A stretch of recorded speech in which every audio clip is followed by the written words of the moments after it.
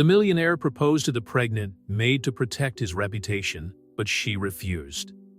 The flash of the cameras exploded like a storm of light as Brandon Foster emerged from the Foster Enterprises building in Manhattan. His normally impassive face betrayed signs of tension as reporters shouted questions about the latest scandal that threatened to tarnish not only his name, but his family's entire reputation. "Mr. Foster, is it true that Foster Enterprises is involved in illegal transactions with shell companies?" "Brandon, how do you respond to the accusations of tax fraud?" "Mr. Foster, there are rumors about compromising documents." His assistant, Marcus Chun, made his way through the crowd of journalists, leading Brandon to the waiting limousine. As soon as the doors closed, Brandon loosened his navy blue tie and ran his fingers through his perfectly aligned brown hair. "We need a quick solution, Marcus. The stock is down 12% since that story leaked." Marcus consulted his tablet. "I have an idea that might work. Alexandra Winters." Brandon frowned when he heard the name. Alexandra was the marketing director of the rival company, Winters Communications, known as much for her competence as for her unwavering integrity. At 32, she had built up a solid reputation in the market, although Brandon suspected there was more to her story than met the eye. What about her? A strategic marriage to Alexandra could silence the rumors. She has the perfect reputation, comes from a good family, and a union between Foster and Winters would be seen as a consolidation move in the market. Brandon watched the New York traffic through the tinted window. The idea wasn't absurd. In fact, it made sense from a business point of view. Make a dinner date. The next day, at the exclusive Per Se restaurant, Alexandra Winters adjusted her black dress as she waited at the private table. Her natural red hair fell in soft waves over her shoulders, and her green eyes scanned the menu without actually reading it. She knew exactly why Brandon Foster had requested this meeting. Brandon arrived punctually at 8, his tailored gray suit accentuating his athletic figure. "Alexandra, you look stunning." "Brandon, let's skip the formalities." "Why am I here?" He smiled, appreciating her frankness. "Straight to the point then. I have a business proposal." "I thought it was dinner." "It's more than that." Brandon leaned forward, lowering his voice. "I want to propose a mutually beneficial arrangement. A marriage." Alexandra almost knocked over a glass of water. "Pardon? Think of it as a merger. Your impeccable reputation, my resources. Together, we could create something extraordinary." The waiter appeared to take their orders, giving Alexandra a few moments to process the absurd proposal. When they were alone again, she met Brandon's blue eyes. "Are you asking me to sacrifice my integrity to save your reputation? I'm offering a partnership. You would have access to resources that Winters Communications never dreamed of having." Alexandra felt a shiver run down her spine. If Brandon had known what she had discovered during her last internal audit, he wouldn't be making this offer. The encrypted file on his laptop contained information that could not only bring down Brandon Foster, but expose a network of corruption that stretched across several major corporations. "I'm not a commodity to be traded, Brandon, and you should know that there are more important things than money and power." "Like what?" "Truth, integrity, doing the right thing even when no one is looking." Brandon leaned back, studying her with renewed interest. "You're hiding something, Alexandra. I can see it in your eyes." She kept her face neutral, years of corporate negotiations having taught her to mask her emotions. "We all have our secrets, Brandon. Some are better kept that way." Dinner continued with superficial conversations about the market and mutual acquaintances, but the tension remained palpable. When dessert arrived, Brandon made his final attempt. "Think of the impact we could have together. The possibilities are endless." Alexandra placed her napkin on the table and stood up. "Possibilities built on lies have no future, Brandon." "My answer is no." As she walked out of the restaurant, Brandon couldn't imagine that in his Upper East Side apartment, hidden in a digital safe, was the document that could destroy everything he had built. Alexandra got into her car, her hands shaking slightly as she gripped the steering wheel. The driver watched her through the rearview mirror. "Oh, Ms. Winters?" "No, but to the office. I have something important to take care of." As the car glided through the bright streets of Manhattan, Alexandra thought about the irony of the situation. Brandon Foster had just offered her a deal to protect her reputation, without having any idea that she held in her hands the power to destroy it completely. In his apartment later that evening, Brandon poured himself a whiskey while gazing out over the city. The cell phone rang. It was Marcus. "She turned you down?" "Yes, but there's something else.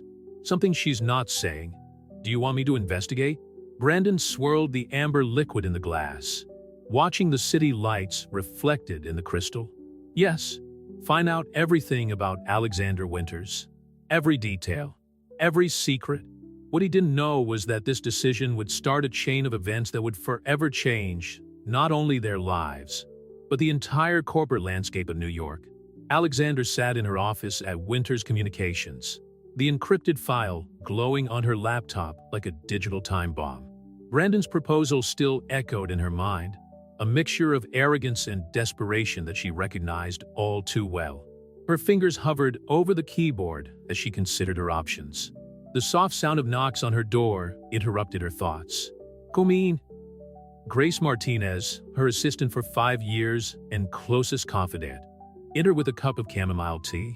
"I thought you might need this. Was dinner that bad?" "Brandon Foster asked me to marry him." Alexandra accepted the cup, watching the steam rise in delicate spirals. Grace almost knocked over her own cup. He what? A marriage of convenience, of course, to save his reputation after the scandal. Alexander swiveled in her chair to face the night view of Manhattan. What he doesn't know is that the real scandal is yet to come. Grace closed the office door and sat down. "Are you really going to go through with this? Expose everything?" Alexandra opened a locked drawer in her desk and took out a USB stick. "What we've discovered goes beyond Foster Enterprises. There are at least 5 other major corporations involved in an international money laundering scheme.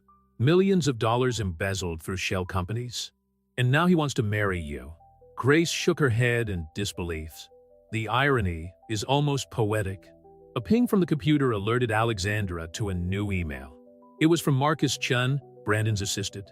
"Mr. Foster would like to reschedule another dinner to discuss possible collaborations between our companies." Alexandra felt a shiver of apprehension.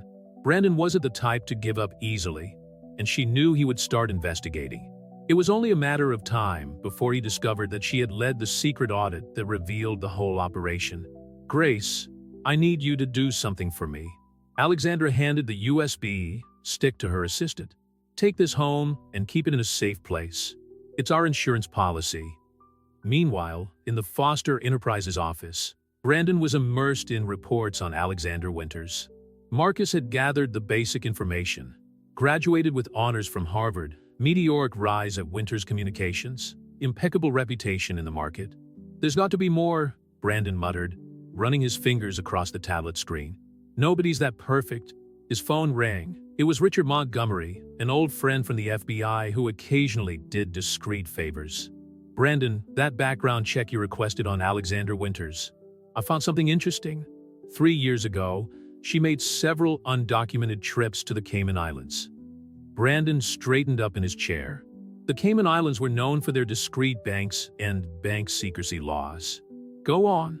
"And for the last 6 months, she's been meeting regularly with a former employee of Foster Enterprises, Michael Reynolds." The name hit Brandon like a punch in the gut. Michael Reynolds had been financial director of Foster Enterprises until he abruptly resigned a year ago. At the time, Brandon hadn't questioned much. Executives came and went all the time. "I need more information about these meetings." "I'm already on it," Richard replied. "But Brandon, be careful. There are rumors circulating in certain circles. Important people are nervous." After hanging up, Brandon gazed out at the city through the windows of his office. The empire that his father had built and that he had expanded was under threat, and somehow Alexander Winters was at the center of it all. The next morning, Alexander arrived at the office early, surprised to find a huge arrangement of white orchids on her desk. The card said only, "Reconsider. BF." She was about to throw the arrangement in the garbage when her phone rang. It was Michael Reynolds. "Alexandra, we have a problem. Someone is asking questions about our meetings." Brandon. "Yes. He has contacts at the FBI. It won't take long to find out everything." Alexandra closed her eyes, feeling the weight of her choices. How long do we have? Days, maybe. We need to act now. No, Alexandra looked at the orchids, a symbol of Brandon's arrogance. Not yet. We have to make sure we catch everyone involved. There can't be anyone left to rebuild the scheme afterwards. After hanging up, Alexandra called Grace. I need you to prepare all the documents. It's time to get the Securities and Exchange Commission involved. Grace hesitated. Are you sure? Once we start this, there's no turning back. Alexandra added, I know, but some things are more important than reputations and corporate empires. Later that day, as the sun set over Manhattan, Brandon Foster and Alexandra Winters were in their respective offices, each planning their next move. What had begun as a simple marriage proposal was about to turn into a battle that would shake the foundations of the American corporate world. Brandon looked once more at the photo of Alexandra on his tablet, studying her green eyes that seemed to hold so many secrets. What are you hiding, Alexandra Winters? In her own office, Alexandra opened the encrypted file once more, the numbers and names dancing before her eyes. Somewhere in that city, other people like her were fighting corruption and greed. She wouldn't leave them to fight alone. The sun finally set over New York, leaving the city lights shining like earthly stars. The night promised to be long, and the following days would be even longer. The truth, like a force of nature, was about to come out, and no corporate power would be able to contain it. In the makeshift war room on the 42nd floor of Foster Enterprises, Brandon Foster watched a digital screen that took up the entire wall, displaying a complex network of financial connections and transactions. Marcus Chun pointed to different nodes of the diagram, explaining his findings about Alexandra Winters. Over the past 3 months, she has coordinated a series of meetings with former employees of various corporations, not just Foster Enterprises. The pattern is systematic. Marcus enlarged a section of the diagram, and all these people have something in common. They worked in finance departments. Brandon ran his hand over his chin, studying the patterns that emerged. She's building a case against us. But why? What's her connection to all this? There's more. Marcus hesitated briefly. We found out that her father, Jonathan Winters, was investigating similar irregularities before his sudden death 5 years ago. Silence weighed on the room as Brandon processed the information. Jonathan Winters had been a titan of the communications industry, respected and feared in equal measure. His death from natural causes had always generated speculation in corporate circles. At the same moment, on the other side of town, Alexandra was in a discreet coffee shop in Brooklyn, far from the watchful eyes of Manhattan. Michael Reynolds sat across from her, sliding a brown envelope across the table. I found this in your father's old files, Michael said quietly. He was closer to the truth than we imagined. The money laundering scheme started over a decade ago. Alexandra opened the envelope with trembling hands. Her father's handwritten notes filled pages and pages, connecting dots that she herself had begun to join in recent months. Brandon is investigating you, Michael continued. He has people following each of us. We need to accelerate our timeline. We can't rush it, Alexandra replied, carefully putting the documents away in her briefcase. If we make a single mistake, they'll bury everything again, just like they did with my father. Back at Foster Enterprises, Brandon was receiving a disturbing call from Richard Montgomery of the FBI. Brandon, you need to stop investigating Alexandra Winters. Immediately. Why? Because you're not the only one interested in her. There's a federal investigation underway, and you're running the risk of interfering in an official operation. Brandon felt his blood run cold. How much time do we have? Days, maybe hours. The siege is closing in, Brandon. And this time, not even your contacts in Washington will be able to help. In her office at Winters Communications, Grace hurried in with a laptop in her hands.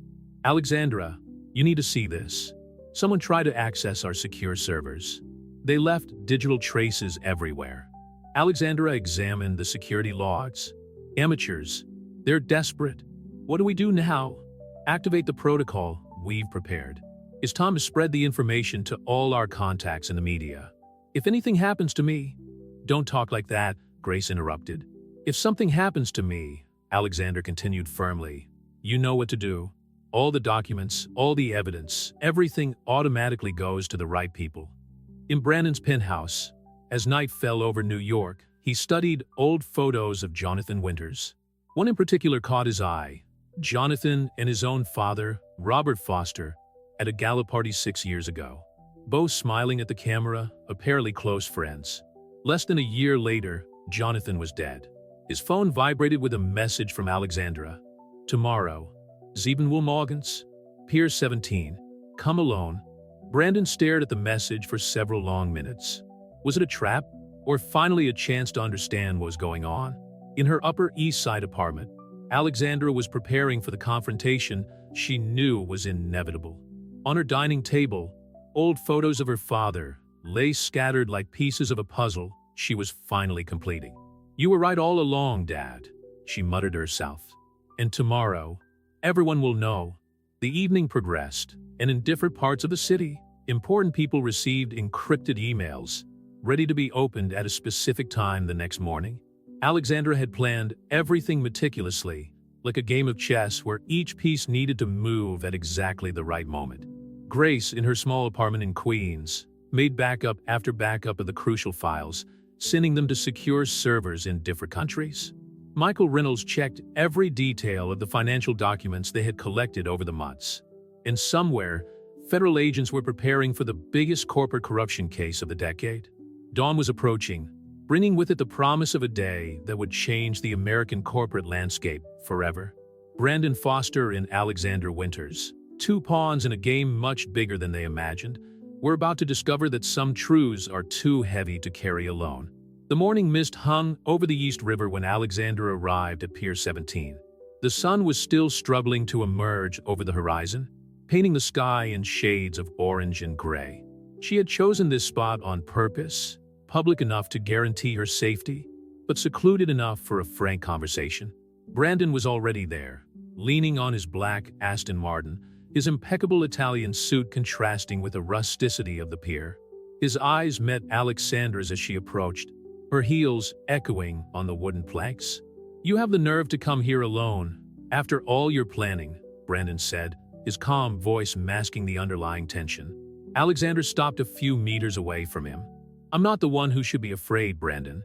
In approximately, she consulted her wristwatch, 45 minutes, every major media outlet will receive a file detailing the entire money laundering operation, including the role of Foster Enterprises.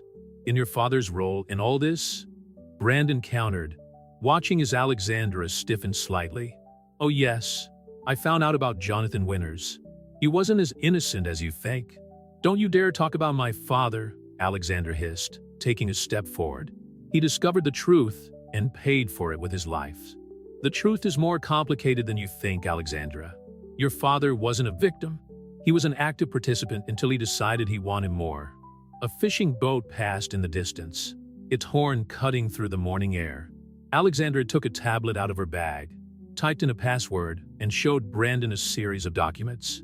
"Explain this then." "Transfers to accounts in the Cayman Islands, shell companies, doctor records, all with Foster Enterprises' digital signature." Brandon examined the documents, his face losing a little color. "Where did you get these?" "Your former CFO wasn't as careful as he should have been. Michael Reynolds kept copies of everything." "Reynolds?" Brandon laughed bitterly. "He's manipulating you, Alexandra. Reynolds was the architect of the whole scheme. When we found out what he was doing, he ran off with millions." Alexandra felt a twinge of doubt, but kept her composure. "I have independent evidence, documents that my father gathered before he died." "Your father?" Brandon hesitated, running his hand over his face. "There's something you need to see." He took out his own phone and showed Alexandra a security video from 5 years ago. In it, Jonathan Winters was arguing heatedly with Michael Reynolds in an underground parking garage. "This was 3 days before his death," Brandon explained. "Reynolds threatened to expose your father if he didn't increase his participation in the scheme." Alexandra felt her legs go weak. Grace had checked Reynolds' background, but maybe they had missed something crucial. Sirens began to sound in the distance, rapidly approaching. "Did you call the police?" Alexander asked, taking a step back. "No," Brandon replied, also becoming alert. But someone did. FBI cars appeared at both ends of the pier, armed agents emerging with guns drawn. FBI. Nobody move. Alexandra and Brandon froze in place, watching stunned as Michael Reynolds stepped out of one of the cars, now wearing an FBI vest. Michael Reynolds, FBI special agent, he announced, flashing his badge. Brandon Foster, you're under arrest for money laundering, tax fraud, and conspiracy. You. Alexander looked at Michael, understanding finally dawning. You used us? Me and my father. I'm sorry, Alexandra, Michael said, genuinely sorry. We needed someone on the inside, someone with access and motivation. Your father refused to cooperate, but you gave us exactly what we needed. Brandon was handcuffed and led to one of the cars, while Alexandra stood motionless, feeling her world crumble. Everything she had believed about her father's death, about her mission of justice, was being rewritten before her eyes. Ms. Winters, an agent, approached her. We'll need your full statement. Alexandra watched as the sun finally emerged in full, illuminating the waters of the East River. Somewhere in that city, Grace would be getting the news. The files would have already been sent, and a media storm was about to erupt. I'll cooperate, she finally said. But first, I want to know exactly what happened to my father. As she was led to one of the FBI cars, Alexandra took one last look at Brandon, who was watching her through the window of the police car. Their gazes met briefly, sharing a moment of mutual understanding. They had both been pieces in a much bigger game than they had imagined. The morning sun continued its ascent over Manhattan, indifferent to the drama unfolding under its light. In offices all over the city, executives would start receiving notifications on their phones about the scandal that was about to shake Wall Street to its foundations. And somewhere, secrets buried 5 years ago would finally begin to rise to the surface. The interrogation lasted 6 hours. Alexander sat in the cold room of the FBI office in Manhattan, reliving every moment of the last few months as she answered the agent's endless questions. Her mind, however, kept going back to that video Brandon had shown her, her father and Michael Reynolds in the parking lot. Ms. Winters, Special Agent Sarah Coleman, closed her briefcase. We need to discuss your father's role in all of this. Alexandra straightened up in her uncomfortable chair. You used his death to manipulate me. Not exactly. Coleman slid a folder across the table. His father was working with us. He was an informant. The words hit Alexander like a punch in the gut. Inside the folder, there were photos, reports, and transcripts of meetings. Her father meticulously documenting the illegal activities he uncovered. Why didn't he ever tell me? To protect you. Jonathan knew that the less you knew, the safer you'd be. Coleman hesitated before continuing. His death wasn't natural, Alexandra. It was murder. On the other side of the building, Brandon Foster was facing his own interrogation. His lawyer, David Schwartz, had arrived minutes after his arrest, but even his presence couldn't ease the gravity of the situation. Mr. Foster, Special Agent James Martinez, placed a series of documents on the table. We found records of transfers to an account in the Bahamas linked to you. Care to explain? Brandon looked at his lawyer, who nodded discreetly. That account belonged to my father. I only found out about it after his death 2 years ago. And you continued the operations? I had no choice. The scheme was bigger than we imagined. If I stopped abruptly, the whole system would collapse. In her office at Winters Communications, Grace was facing an invasion of reporters. News of Brandon Foster's arrest and the company's involvement in an international money laundering scheme had leaked to the media. Her phone rang. It was Michael Reynolds. Grace, I need you to keep all the files safe. We're not finished yet. How could you lie to her? Grace lashed out. Alexandra trusted you. Sometimes we need to use questionable methods to achieve a greater good. Back in the interrogation room, Alexandra was examining her father's latest notes. One sentence stood out. Robert Foster is not the real mastermind behind this. What does that mean? She asked Agent Coleman. Your father discovered that there was someone above the Fosters controlling the whole operation. Someone with powerful political connections. That's why he started working with us. Alexandra felt a shiver run down her spine. And do you know who that is? We have suspicions. That's why we need your help, Alexandra. You have access to information that even your father couldn't get. In the corridor, Brandon was being led into another room when their gazes met again. This time, there was something different in his gaze. No longer arrogance or defiance, but a shared understanding. 5 minutes, Brandon asked the agents. After a brief consultation, they allowed the two to talk in a conference room, under supervision. Your father was trying to protect us, Brandon began as soon as the door closed. All of us. From what? From hope. There's someone in Washington, someone with enough power to make people disappear. My father found out, tried to get away, and Brandon didn't need to finish the sentence. Alexander felt the pieces falling into place. That's why you proposed marriage. It wasn't just for your reputation, it was to keep me close, to protect me. I knew you were investigating. I thought that if I could keep you close. An agent opened the door, signaling that time was up. Before Brandon was whisked away, Alexandra grabbed his arm. We need to work together on this. It's the only way to find out the truth. That evening, as the city buzzed with news of the scandal, Alexandra sat in her apartment, surrounded by files and memories. An old photo caught her eye. She, as a child, with her father in Central Park. Her eyes were fixed on something outside the frame, and her father was holding her protectively. Her phone vibrated with a message from Grace. I found something in the old archives. You need to see it. Now, the truth Alexandra was discovering was like a jigsaw puzzle where each piece revealed only showed how many more remained to be found. And somewhere, hidden in the shadows of power, someone was watching her movements, planning the next move in a game that had begun long before she was born. Grace was waiting for Alexandra in her office at Winters Communications, the building practically empty at that time of night. On the computer screen, an email dated 5 years ago glowed ominously. I found this on an old backup of the server, Grace explained as Alexandra approached. It's an email exchange between your father in an encrypted address. The interesting thing is the date. Exactly 3 hours before he died, Alexandra added, leaning over to read. The email was short but revealing. JW, Operation Hydra needs to be stopped. Senator Morrison is involved up to his neck. I have the evidence in a Zurich safe. Code 847, VKP 92. If anything happens to me, you know what to do. Alexander murmured. Robert Foster? Brandon's father, Grace confirmed. Apparently, he and his father were working together to expose something much bigger than money laundering. Alexander sat back, her mind processing the implications. Senator James Morrison was one of the most powerful politicians in Washington, chairman of the Senate Finance Committee. Her phone vibrated. It was an unknown number. Hello, Alexandra? Brandon's voice sounded tense. I got 5 minutes on the phone.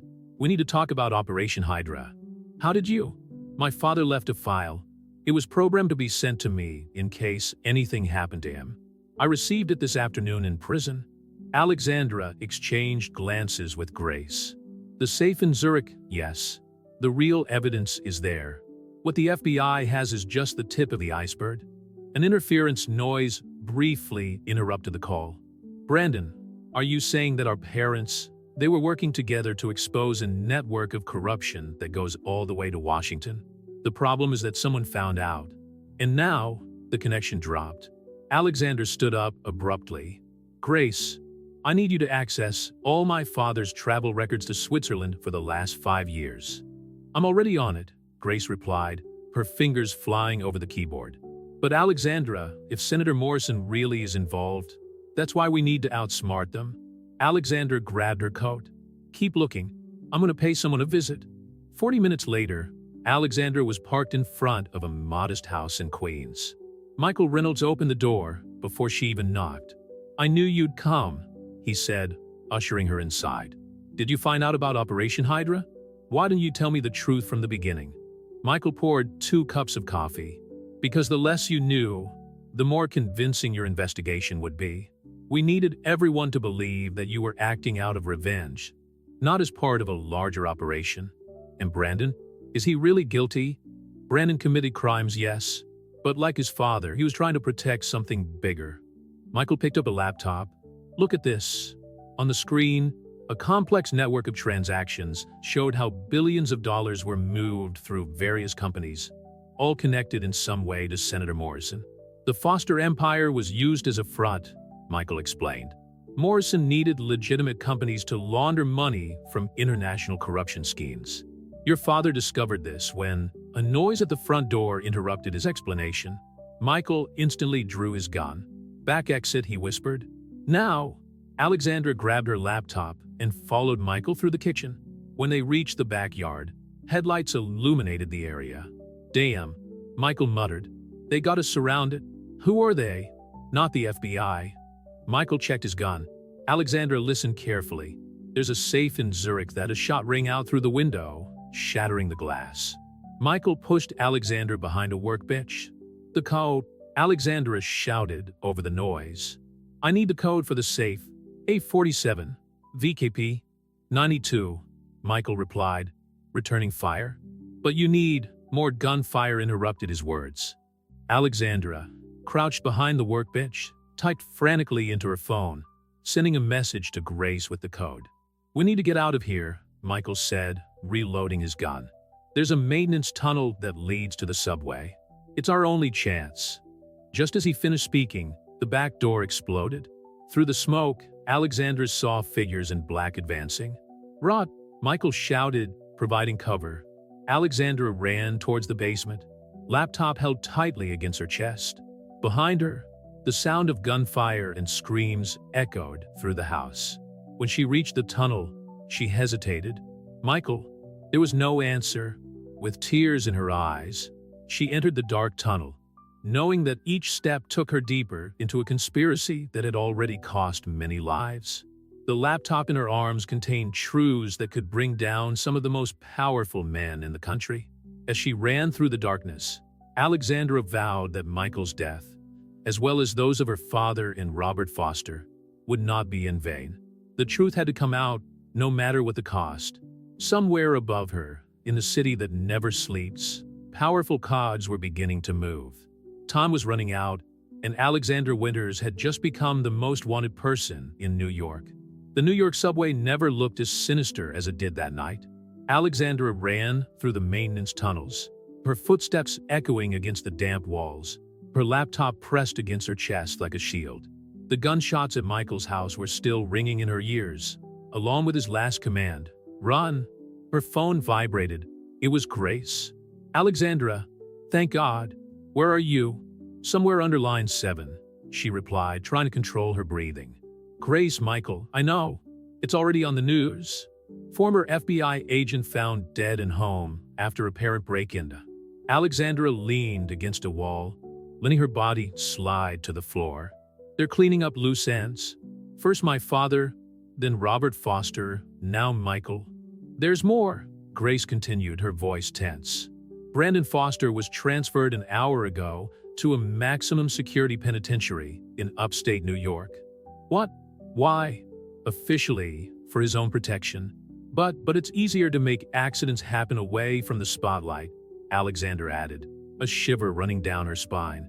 The distant sound of footsteps made Alexandra stand up quickly. Grace, I need you to do something. Use the code I sent you and access all flight records to Zurich for the last 5 years. Look for any connection to Senator Morrison. I've already started the search.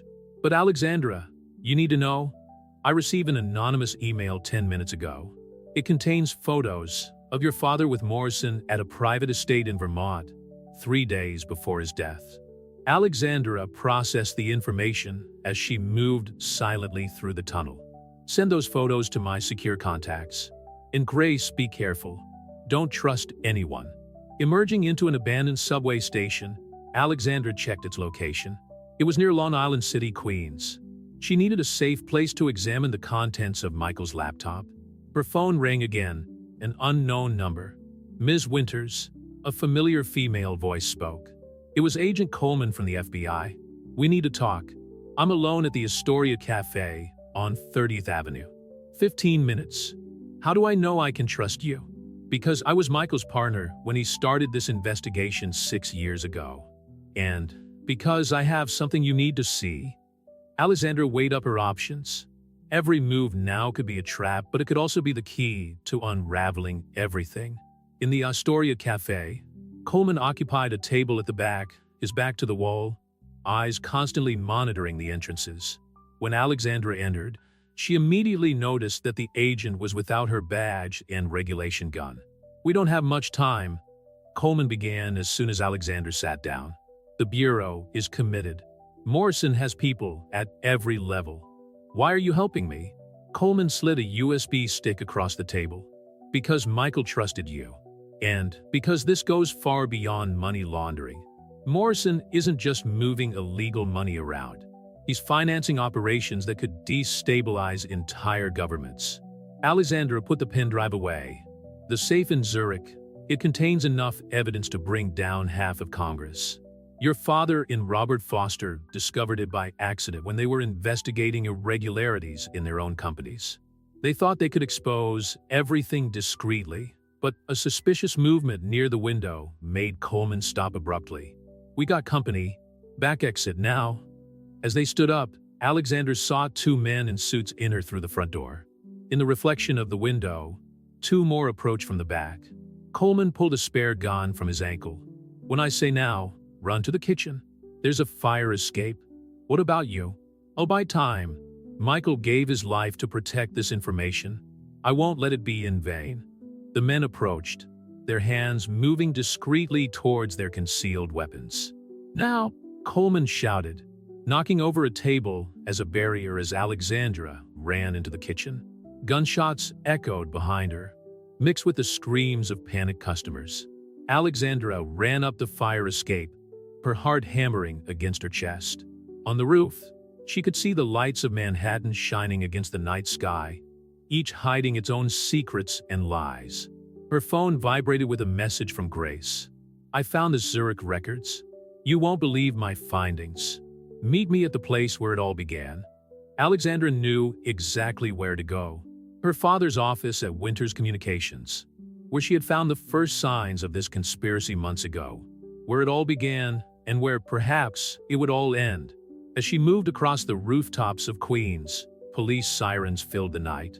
Somewhere in the city, Brandon Foster was being transported to an uncertain destination. In Washington, Senator Morrison was probably already being briefed on the latest developments.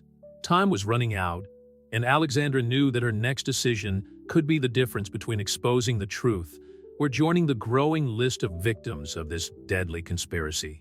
Jonathan Winter's office had remained untouched since his death, like a corporate shrine preserved in time. Alexandra used her access card to enter the 45th floor of Winters Communications, her footsteps echoing across the marble floor of the empty corridor. Grace was already there, her face illuminated by her laptop screen. Zurich's records show that Senator Morrison has made 17 trips in the last 5 years, always coinciding with large international bank transfers. "What else?" Alexander asked, closing the door quietly behind her. "Your father and Robert Foster had a ghost consulting company in common, Paradise Solutions, LLC.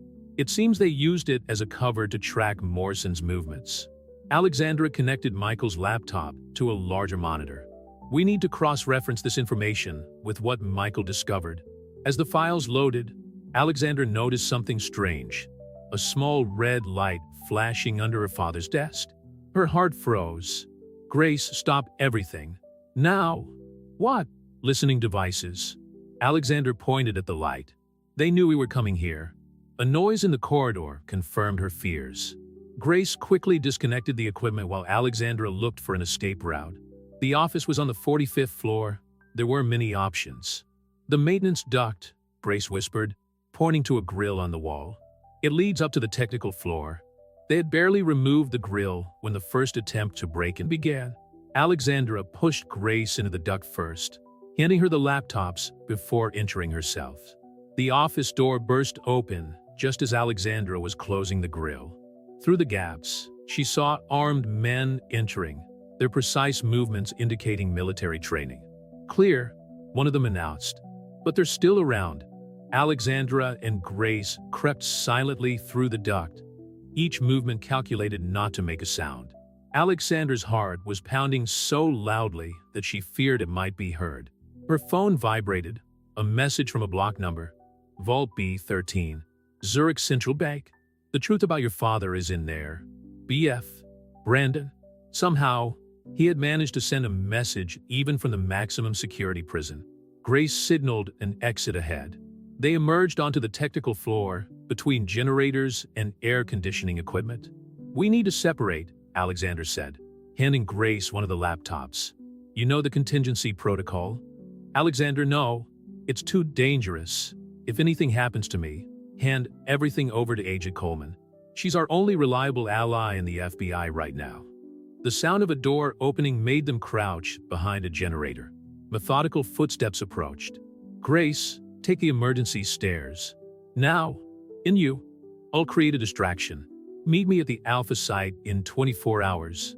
Before Grace could protest, Alexandra emerged from her hiding place, moving in the opposite direction and purposely making noise. The footsteps changed direction, following her. Alexandra ran among the equipment, her mind cataloging every detail of the technical floor her father had shown her years ago. "Always know all the exits," he'd said. "One day it could save your life."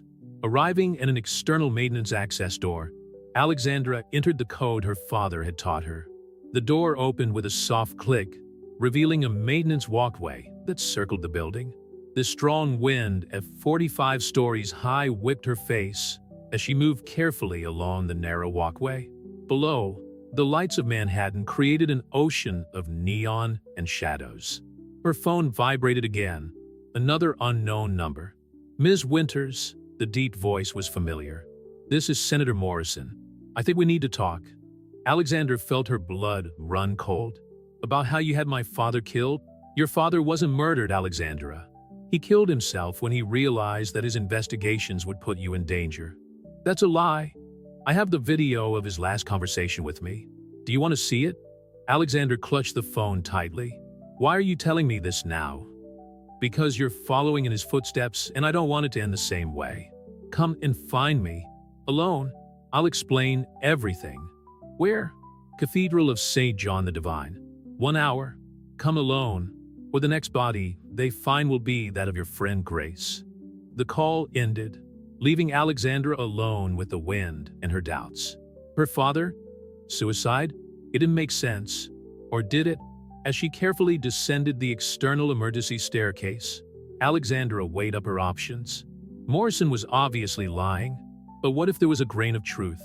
What if her father really had discovered something so terrible that he would rather die than put his daughter at risk? On the floor, Alexandra checked Grace's messages confirming her safe escape. The laptop with the evidence was on its way to safety.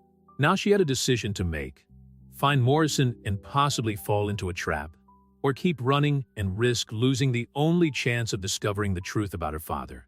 A cab drove slowly down the street. Alexandra raised her hand. "Cathedral of St. John the Divine," she said to the driver, knowing that she could be heading for her own death trap. The cab plunged into Manhattan's night traffic, taking Alexandra towards the next act of this deadly drama that had begun 5 years ago with her father's death. The truth, she knew, had a price. It remained to be seen whether she was prepared to pay it. The Cathedral of St. John the Divine stood imposingly against the Manhattan night sky, its Gothic towers casting elongated shadows over the stone steps. Alexandra climbed the steps slowly, each step echoing with the weight of the revelations that awaited her. The interior of the cathedral was practically empty, except for a few flickering candles and the solitary figure of Senator Morrison, sitting in one of the front pews. He didn't turn around when Alexander approached, his eyes fixed on the altar in front of him. "Your father was a complicated man," Morrison began, his voice reverberating softly through the sacred space. "Brilliant, idealistic, but sometimes dangerously naive." "Why here?" Alexander asked, keeping a calculated distance. Morrison finally turned to face her. His face, normally confident in television appearances, looked tired in the candlelight. "Because this is where I had my last real conversation with Jonathan. He used to come here to think." Alexandra watched the exits discreetly as Morrison removed a tablet from his jacket pocket. "This video was recorded the night before he died. On the screen, Jonathan Winters appeared sitting in his office, looking exhausted. If you're watching this, Alexandra, it means I made the only choice I had left to protect you. What we've discovered goes beyond Morrison, beyond a government. There are people who would do anything to keep it buried. Why am I only seeing this now? Alexandra asked, her voice trembling slightly. Because your father made me promise that I would only show it to you when you reached the same point he did. Morrison slid an envelope across the surface of the bench. These are the exact coordinates of the vault in Zurich. The documents inside aren't just about money laundering. They're about a global operation involving intelligence agencies, multinational corporations, and political figures from several countries. In your part of it, I was his contact in the government. Jonathan thought we could expose everything through official channels. Morrison laughed bitterly. He didn't understand that there are no official channels anymore. The whole system is compromised. A noise at the back of the cathedral made Alexandra tense up, but Morrison held up his hand in a reassuring gesture. My men are keeping other interested parties away from here. We have a few minutes. Why are you helping me now? Because your father was right. What started out as a legitimate intelligence operation has turned into something monstrous. And now, Morrison checked his watch.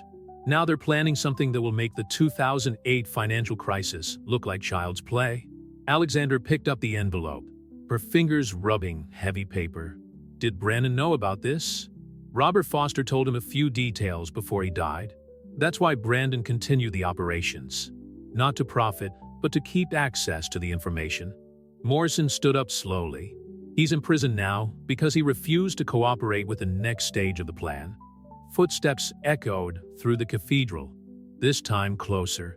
Morrison tensed. Our time is up. There's a car waiting at the side exit. The driver has instructions to take you to a safe place. Why should I trust you? Because I owe it to your father. And because, Morrison hesitated, because my daughter would be your age now, if they hadn't made it look like a car accident 10 years ago. Before Alexandra could process this revelation, the main doors of the cathedral opened violently. Morrison pushed her towards the side exit. Go. And Alexandra, he reached into his pocket again, handing her a small device. This opens a secure server in Geneva. Use only as a last resort. Alexandra ran out the side exit as sounds of fighting echoed behind her. A black Audi was waiting with its engine running. As she got into the car, she recognized the driver. It was one of the agents working with Coleman. Where to? She asked as the car sped down Amsterdam Avenue. Private airport in New Jersey. There's a plane waiting for Zurich. Alexandra looked back, seeing emergency lights converging on the cathedral. In her pocket, Morrison's envelope weighed like lead, carrying secrets that had cost the lives of her father and so many others. His phone vibrated with a message from Grace. Document secure. Coleman confirmed federal protection. Be careful. The car snaked through Manhattan's night traffic, each kilometer taking Alexandra away from the world she knew and bringing her closer to truths that could change everything. She opened the envelope, studying the coordinates on the safe as the city lights danced through the tinted windows. Somewhere behind them, Morrison was facing the consequences of his choice. In a maximum security prison, Brandon Foster awaited his next move. And in Zurich, a vault held secrets that people would kill or die to protect. The small private airport in Teterboro, New Jersey, was an oasis of calm compared to the chaos Alexandra had left behind in Manhattan.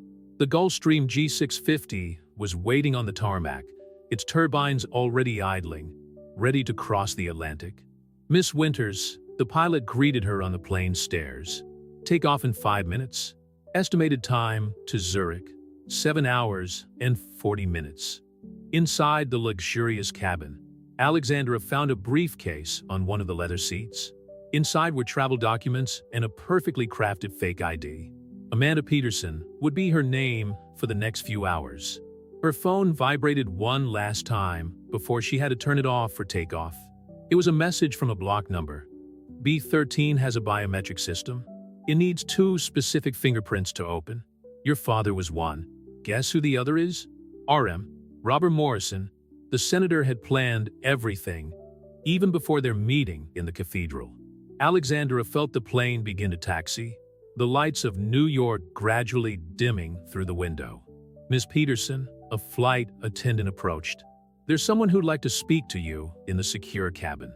Alexandra followed the flight attendant to a small communications room at the back of the plane. On the video conferencing screen, Brandon Foster's face appeared, clearly no longer in prison. "How?" "Let's just say I have friends in interesting places," Brandon replied, his face marked by fresh bruises. "Morrison managed to get me out before they tried to silence me permanently." "Why are you helping me?" "Because my father died trying to expose the truth, just like yours. And because," Brandon hesitated, "because when I proposed that marriage, it wasn't just out of convenience. I really wanted to protect you." The plane reached cruising altitude, the gentle turbulence reminding Alexandra of the precariousness of her situation. "The safe in Zurich," she began. "Morrison says he needs 2 fingerprints." "Yes, his father, and he set up a double security system. If something happened to one of them, the other could still access the evidence with the help of the designated heir." "Me?" "Exactly. Your fingerprint combined with Morrison's will open the safe." "But Alexandra," Brandon looked at something off-screen. "We have company. 3 private jets took off from LaGuardia right after you. And they're not tourists." Alexandra felt her stomach sink. "How long until they reach us?" "If they maintain their current speed, 2 hours. But the biggest problem isn't in the air. It's in Zurich. They have people in the bank." "How do you know that?" "Because I was one of them. Remember? I know the protocols." Brandon typed something into his computer. "I'm sending you the layout of the bank and the times of the security shift changes. There's a 15-minute window during the lunch break." The commissioner knocked softly on the door. "Miss Peterson, we have an urgent transmission coming in." On the secondary screen, Grace's tense face appeared. "Alexandra, Coleman is dead. FBI ambush. The files are safe," but her voice faltered. "Morrison too. In the cathedral." I know," Alexandra replied, feeling the weight of 2 more lives lost. "Are you safe?" "Yes. Underground. But there's more. I discovered something in Michael's files. The operation they're planning is for tomorrow." Brandon cursed softly. "The financial crash." "Worse," Grace continued. "They're going to use the market chaos as a smokescreen for something bigger. Something involving military installations, and..." The transmission cut out abruptly. Alexandra looked at Brandon, who was already typing furiously. "We need a new plan," he said. "The bank opens at 9. Even if you get there on time, they'll be waiting. Then let's give them what they're waiting for." Alexandra picked up the device Morrison had given her. "The server in Geneva. What if we use it as a distraction?" Brandon completed her thought. "Make them think the evidence is there, while I enter the bank through the back door." Alexandra studied the floor plan Brandon had sent her. "There's a service entrance that leads directly to the vault level. It's risky. Everything in this story is risky." Alexandra looked out of the cabin's small window, the dark ocean below seeming to swallow up the last lights of the American coast. "How many more people have to die before this is over?" Brandon was silent for a moment. "I'll create the distraction in Geneva." But Alexandra's eyes met hers through the screen. "If something goes wrong, it won't." She touched the screen gently where his face was. "We'll meet in Zurich. It's a promise." The transmission ended, leaving Alexandra alone with her thoughts and the soft hum of the turbines. In her bag, the envelope with the coordinates of the safe and Morrison's device weighed like anchors of the truth that her father had died protecting. The pilot announced that they were crossing the Atlantic. In a few hours, Alexandra would be in Zurich, ready to open a safe that contained secrets people would kill for without hesitation. And somewhere over the same ocean, 3 jets were stalking their prey, determined to prevent the truth from coming out. The night would be long, and the next day promised to be even longer. But for the first time since this whole story began, Alexandra felt she was closer than ever to honoring her father's sacrifice. And maybe, just maybe, to finding something she hadn't expected, an ally who had become something more. The sun had barely begun to touch the Swiss Alps when the Gulfstream G650 began its descent towards Zurich International Airport. Alexandra watched the first lights of the city through the cabin window, her reflection in the glass revealing deep circles under her eyes from a sleepless night. "Miss Peterson," The pilot announced over the intercom, using his fake name, landing in 10 minutes. There's a car waiting as requested. Alexandra checked Amanda Peterson's documents once more, memorizing every detail of her new identity. Morrison's device and the coordinates of the safe were safe in a secret compartment in her executive briefcase, courtesy of Brandon's last instructions. His phone, now with a Swiss chip, vibrated with a coded message. Distraction in Geneva ready. 3 targets have taken the bait. Path clear for 15 minutes. B. The Central Bank of Zurich was a modernist fortress of glass and steel, located in the heart of the financial district. Alexandra studied the bank building from the cafe across the street, appearing to be just another executive starting her working day. Confirmation of movement in Geneva. Brandon's voice sounded in his discreet earpiece. Tactical teams are already moving in. Grace hacked the bank's cameras. You have a clear window to the basement. Alexandra finished her coffee, adjusted her Armani blazer, and crossed the street with the studied confidence of someone who belonged there. Her high heels clicked rhythmically against the marble floor as she made her way to the service entrance, previously identified on the bank's plans. Access card working, Brandon confirmed as she passed through the first security door. Service elevator on your left. Underground, the air was noticeably colder. Alexandra made her way down the barren corridor, her footsteps echoing faintly. The private vault area was a labyrinth of identical corridors, purposely designed to confuse intruders. B13, she muttered to herself, locating the safe at the exact coordinates provided by Morrison. The biometric panel glowed softly, awaiting the necessary fingerprints. Alexandra, Brandon's voice sounded urgent in her ear. We have a problem. They've detected the hack in Geneva. They're coming back. Her hands trembled slightly as she positioned her fingers on the scanner. The first set of fingerprints, her own. The panel flashed green. Now came the tricky part. Morrison's fingerprint, preserved on a special film that Brandon had provided. 2 minutes, Brandon warned. Security teams are already returning to the bank. The scanner processed the second fingerprint. Seconds dragged by like hours until, finally, a soft click indicated that the safe had been unlocked. Inside, a single black briefcase and a USB stick. Alexandra quickly transferred the items to her briefcase. But something else caught her eye, a letter addressed to her, in her father's unmistakable handwriting. Alexandra, movement in the lobby. Grace interrupted through the communicator. 4 men, armed, disguised as maintenance staff. There was no time to read the letter now. Alexandra closed the safe and started back, her steps now more hurried. Elevator blocked, Brandon informed her. Use the emergency staircase at the end of the corridor. Alexandra ran, her heels now a handicap. As she reached the stairs, the sound of doors being opened echoed through the basement. She began to climb, each step a mixture of adrenaline and controlled terror. Alexandra, Brandon called out again. There's an emergency exit on the 3rd floor that leads to an alley. Car waiting on Bonhoeff's dress. On the 2nd floor, male voices sounded above her. She was trapped between the 2 teams. Brandon, she whispered, I need another route. 2nd floor window, east side. There's a cleaning scaffold. Alexandra pushed open the 2nd floor door, running through the empty office. The scaffolding swayed dangerously when she stepped on it, but there was no choice. 15 meters down, the alley seemed impossibly far away. Gunshots shattered the windows above her. Alexandra scrambled down the scaffolding as fast as she could, ignoring the trembling in her legs and the cold wind that whipped her face. Car approaching, Brandon warned. 3 meters to your right, as soon as you hit the ground. Her feet finally touched the ground in the alley, just as a black Audi skidded into the driveway.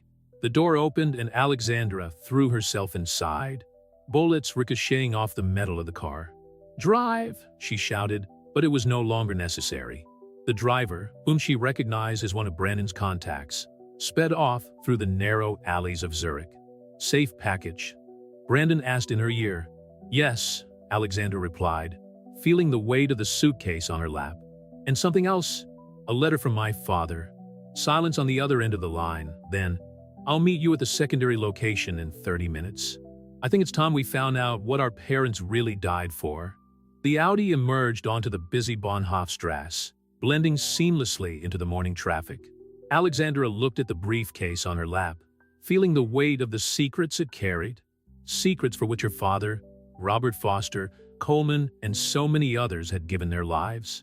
In a few hours, those secrets would come to light. But first, there was a letter to read, and Alexandra knew that her father's words could change everything she thought she knew about this deadly conspiracy. The secure apartment in Zurich was a discreet studio on the top floor of a historic building overlooking the Limmat River. Alexandra sat at the worn wooden table, her father's letter in her trembling hands, while Brandon prepared coffee in the small kitchen. "You should read it," Brandon said softly, placing a steaming cup next to her.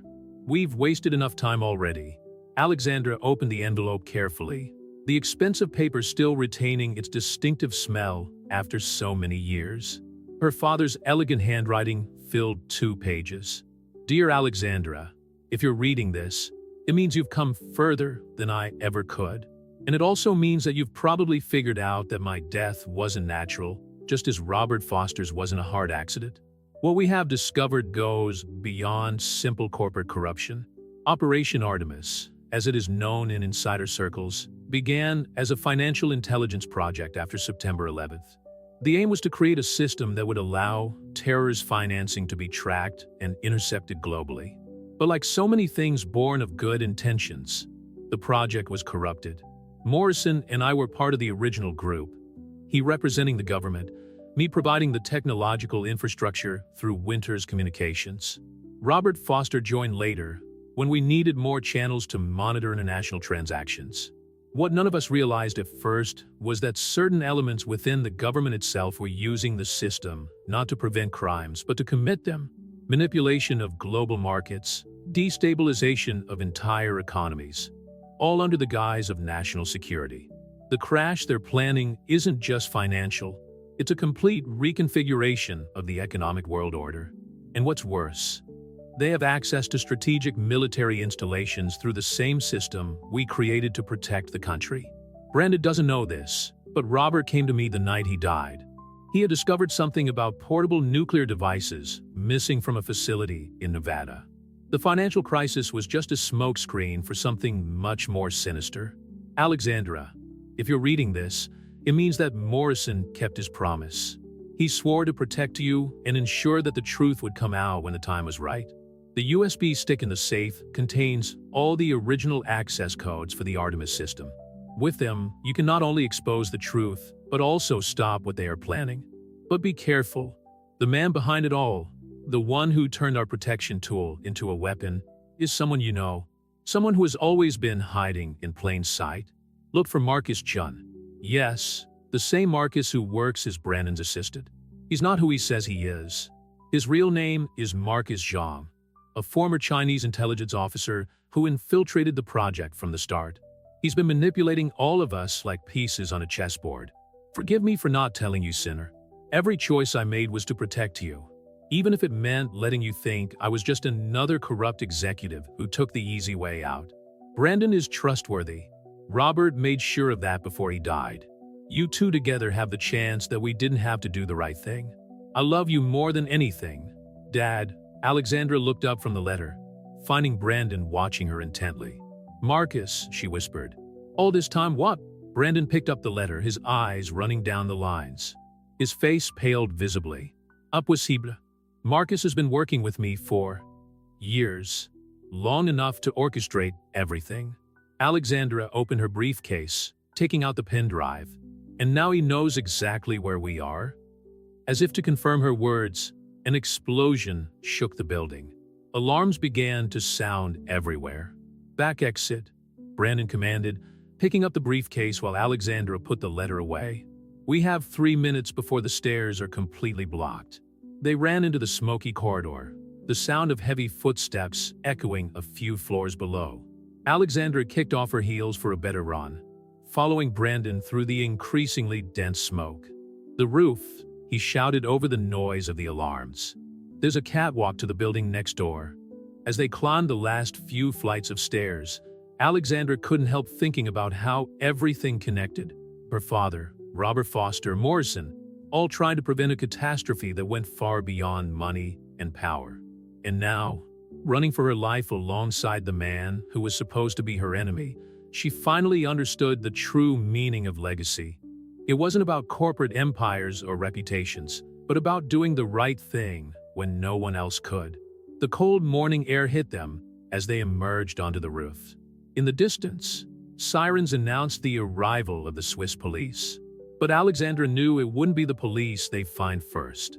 Marcus was already several steps ahead, as he always was.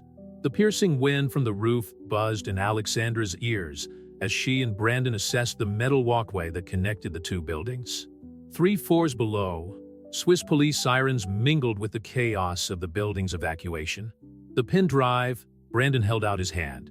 "We need to crack the codes before Marcus gets to us." Alexandra connected the device to the laptop Brandon was carrying, both taking cover behind an air conditioning unit while the data loaded. The screen flashed with a series of encrypted files, each marked with a specific date. Here, Alexandra pointed to a file called Artemisiter's Override. "My father mentioned that the original codes could stop what they're planning." Sounds of footsteps in the emergency stairwell made Brandon speed up his typing. "We need a password, something your father and mine would have shared." Alexandra thought of the video of her father with Robert Foster at the gala. "Try Paradise Solutions." Negative. Brandon tried again. "We need to think about how they thought. What was important to both of them?" A metal door slammed on the floor below. Alexandra closed her eyes, remembering the letter. "Try New Order 2008, the year the project began." The file opened, revealing lines and lines of code. Brandon quickly began copying the data to a second device, while Alexandra stood guard. "Alexandra," a familiar voice echoed through the roof. "It doesn't have to end like this." Marcus Chun emerged from the stairwell door, his usual impeccable suit replaced by black tactical clothing. In his hand, a pistol with a silencer pointed directly at them. 15 years preparing this," Marcus continued, his voice as calm as ever. "Perfect infiltration. No one ever suspected the dedicated assistant, always behind the scenes." "Why?" Brandon asked, his voice betraying a mixture of anger and betrayal. "You were like a brother to me." "Because sometimes you have to destroy a system to rebuild it better." Marcus stepped forward. "The financial crash is just the beginning. When the missing warheads detonate at strategic points, the chaos will create the perfect opportunity for a new world order." Alexandra felt her blood run cold. "The military installations my father mentioned." "Your father was brilliant," Marcus admitted. "So was Robert Foster. They created the perfect system for tracking suspicious movements. Ironic that this same system allowed us to create the necessary blind spots." A helicopter appeared on the horizon, its booming noise filling the morning air. Brandon discreetly signaled that the data transfer was almost complete. "It won't work," Alexandra said, stepping sideways to keep Marcus' attention on herself. "The original codes can still revert access to the system." Marcus laughed softly. "Why do you think I'm here in person?" And he checked his watch. "Exactly 47 minutes, the first phase will start. Not even the original codes will be able to stop it." The helicopter was closer now, and Alexandra recognized the Swiss police logo on its side. But something in Marcus' smile made her realize that this was also part of his plan. "It's not a police helicopter," she muttered to Brandon. "I know." Brandon closed his laptop. 3 minutes until the transfer is complete." Marcus took another step forward. "I've always admired your intelligence, Alexandra. You and Brandon would have been valuable assets in the new order." But now he raised his gun. The sound of breaking glass came from the building next door, followed by a flash of light. A tactical team emerged from the windows of the adjacent building, guns drawn. "FBI," a familiar voice shouted. "Marcus Jean, you're surrounded." Agent Coleman, very much alive and definitely not dead as they had thought, led the team, her bulletproof vest displaying the insignia of the International Task Force. Marcus turned quickly, firing towards the agents as he ran to the edge of the roofs. The helicopter approached, a rope ladder unfurling. "Transfer complete," Brandon shouted over the chaos of gunfire and rotors. Alexandra watched Marcus grab the helicopter's ladder, his confident smile still on his face. But there was something he didn't know, something she had realized from reading the latest files. The codes, she shouted to Brandon as Coleman and his team advanced. They're not just for reversing access. They're for completely deactivate, Brandon finished, his fingers flying over the keyboard. The entire Artemis system? Marcus' smile finally faltered as the lights on his phone began to flash frantically. All over the world, at that very moment, carefully crafted blind spots were being exposed, every suspicious transaction revealed, every plan uncovered. The helicopter began to move away, taking Marcus with it, but Alexandra knew it didn't matter anymore. The truth, as her father had predicted, was finally coming out. Coleman approached them, holstering his gun. Good work. Teams in 5 different countries are moving against the conspirators as we speak. How? Alexander began. Morrison, Coleman explained. He planned everything before he died. His death in the cathedral was part of the plan to allow me to operate in the shadows. But we didn't have the codes until now. The afternoon sun bathed Central Park as Alexander sat on the same bench where, years ago, her father used to take her for ice cream. 2 weeks had passed since the events in Zurich, and the world was still processing the revelations that had shaken governments in global markets. Brandon approached, carrying 2 coffees from the nearby cart. His casual suit and more relaxed posture reflected the recent changes in his life. Foster Enterprises was under new management, a temporary board of directors while the investigations continued. They've located Marcus, he said, handing Alexandra one of the coffees. Chinese authorities found him in a remote province. Apparently, not even his former employers were happy with the idea of lost nuclear warheads. Alexander nodded, watching a group of children playing by the lake. What about the military installations? All the warheads have been recovered. Coleman's team worked day and night to trace each device using the codes we recovered. Brandon paused, taking a sip of coffee. It's strange to think that our parents built something so powerful with the intention of protecting people, and how everything can be corrupted in the wrong hands, Alexander added, thinking of her father's letter. Grace has finished processing the last files from the Artemis system. There were sleeper cells in at least a dozen countries, all waiting for the signal to start global financial chaos. A balloon vendor passed them, his colorful merchandise dancing against the blue Manhattan sky. Alexander smiled as she remembered how her father always bought her a red balloon from that very spot. Winters Communications? Brandon asked softly. Under restructuring, the board wants me to take over as president. Alexandra turned to face him. What about you? Are you going to fight for control of Foster Enterprises? Brandon contemplated the question for a moment. Maybe it's time to build something new, something our parents would be proud of. His phone vibrated. It was Coleman. We found another file hidden on the Geneva server. You need to see it. Minutes later, they were in the FBI's temporary office in Manhattan, watching a video recorded by Robert Foster and Jonathan Winters together, apparently shortly before their deaths. If you're watching this, Robert Foster began, it means you've done it. Alexandra, Brandon, you're proof that we did at least one thing right. We raised children with the courage to face the truth. The Artemis system, Jonathan Winters continued, was our attempt to create a safer world. But we learned the hard way that security without transparency is just another form of tyranny. That's why we've left one last gift, Robert smiled. A new algorithm buried in the original code, not just to track suspicious activity, but to ensure that no one, government or corporation, can hide illegal transactions again. The video ended, leaving the room in contemplative silence. Coleman was the first to speak. The algorithm is already active. 3 senators resigned this morning when they realized that their activities were being exposed automatically. Alexandra felt Brandon's hand find hers under the table. A simple gesture, but one charged with shared understanding. They had started out as supposed enemies, brought together by a fake marriage proposal, only to discover that their fates were intertwined by something much bigger. So, what do we do now? Alexander asked, even though she already knew the answer. We continue their work, Brandon replied, but the right way this time, transparent, honest. Coleman smiled, handing them a folder. The Bureau could use consultants with your experience, especially now that we're expanding the Financial Crimes Task Force. As they left the FBI building, the city looked different.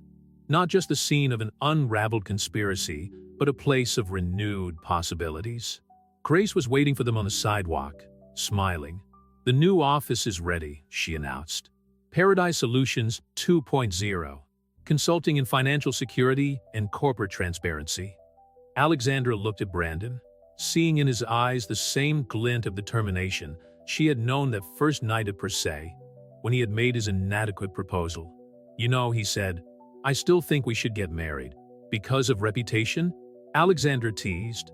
No, Brandon smiled, that genuine smile she had learned to love. "Because some partnerships are destined to change the world." The sun was beginning to set over Manhattan, painting the skyscrapers in shades of gold and pink. Somewhere, Alexandra knew, her father in Robert Foster would be proud.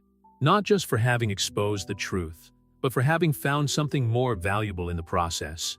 A shared purpose and a love born from the ashes of the conspiracy that tried to destroy them. "Yes," Alexandra replied, entwining her fingers in Brandon's. "Some partnerships are." And so, where one story of betrayal and secrets ended, another of redemption and purpose began. Their parents' legacy would live on not only in the codes and systems they had created, but in their children's commitment to truth and justice. The world had changed, and they had changed with it. But some things like love, honor, and the search for truth would remain eternal, passed down from one generation to the next as a silent testament that, even in the darkest hours, light always finds a way.